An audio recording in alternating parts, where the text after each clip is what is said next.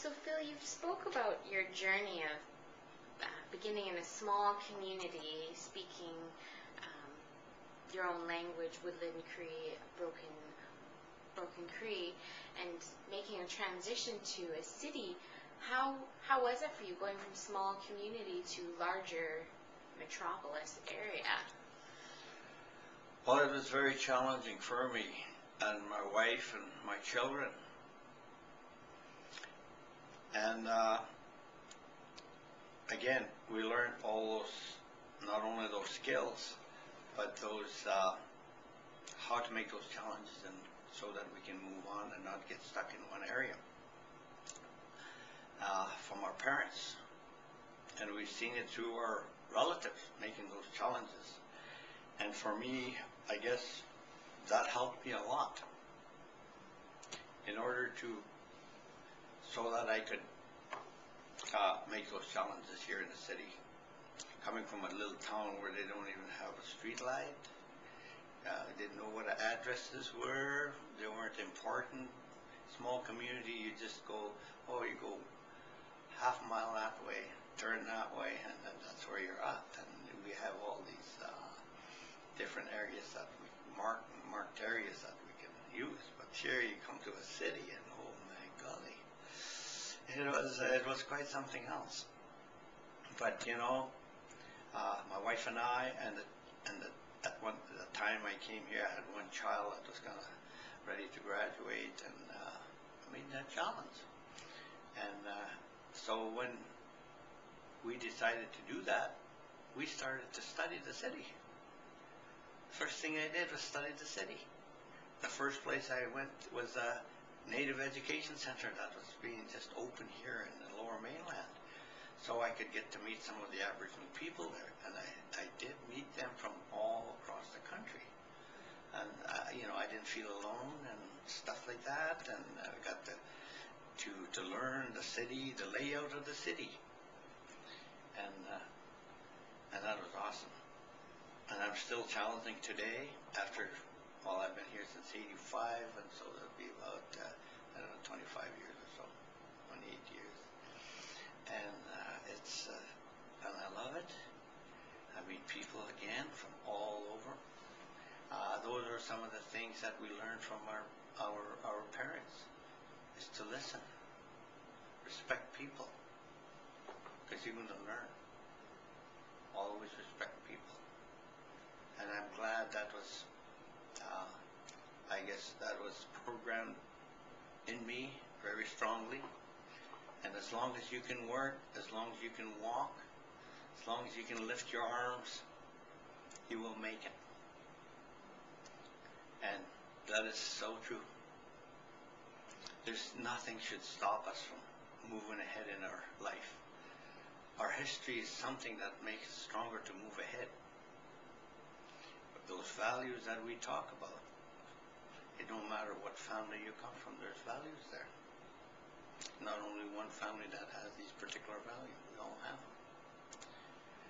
And again, yeah, so it was quite challenging for me to come here, and ever since then I've been very fortunate, again, because I do know, I guess, a bit of my history, my culture, and again, my language. And I never realized how powerful a language could be until I got to the West Coast. When I got to meet the elders in this West Coast area, the different territories, when they knew I could speak my language, they always put me way up, and I didn't know why. And a lot of the elders themselves said, you know, we lost our language. Some of us have lost our language through residential school and so forth. And they always say, they hold their hands up when you can speak your language, because they encourage you. They encourage me to be able to share that, not only to among their people, to be able to role model that so that their younger people can learn from it, that the language is not only power, but it's who you are. So with that kind of an attitude, it seems like the doors are always open. And to be able to walk in a different community. And mind you, I had challenges between the two cultures. I've always had that. I just back up a little bit and go back. A lot of my relatives, they lived in reserves. Some of them did. Some lived in Métis colony communities.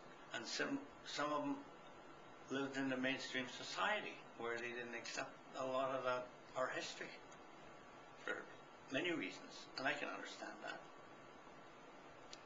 And I always had those challenges. They would tell me if I went down to the reserve where they lived, they would tell me, "What are you doing here, white boy?"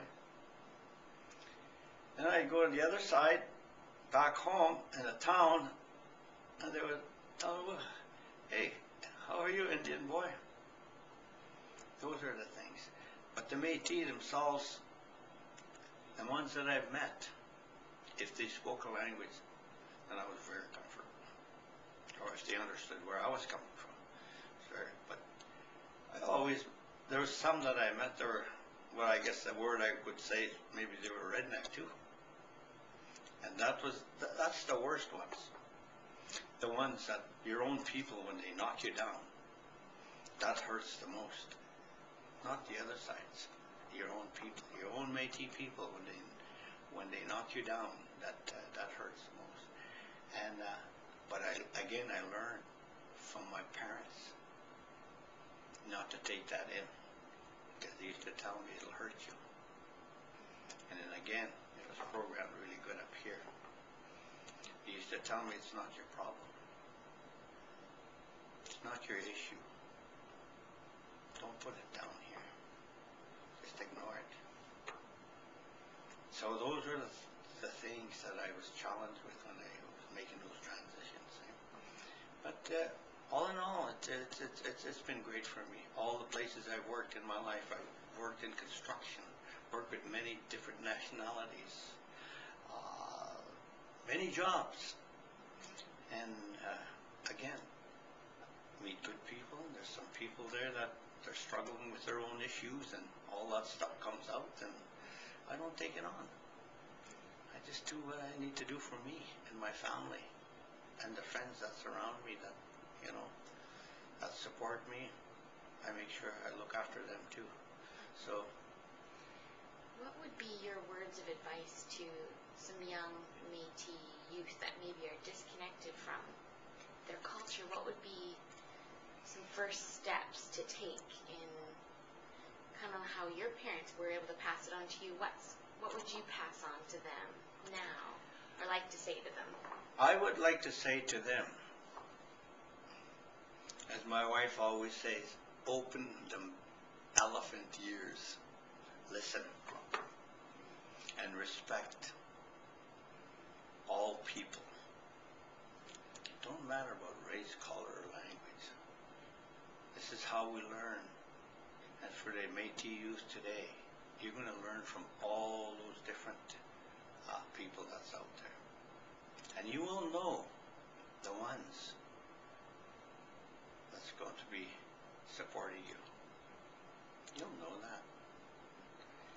And once you know that, then you start to ask the questions that you want to ask whenever you're safe. There's elders out there that are willing, that are there to support you. And again, you will find them as long as you know how to listen. It's the listening and accepting. Not everything, but the things that fit for you.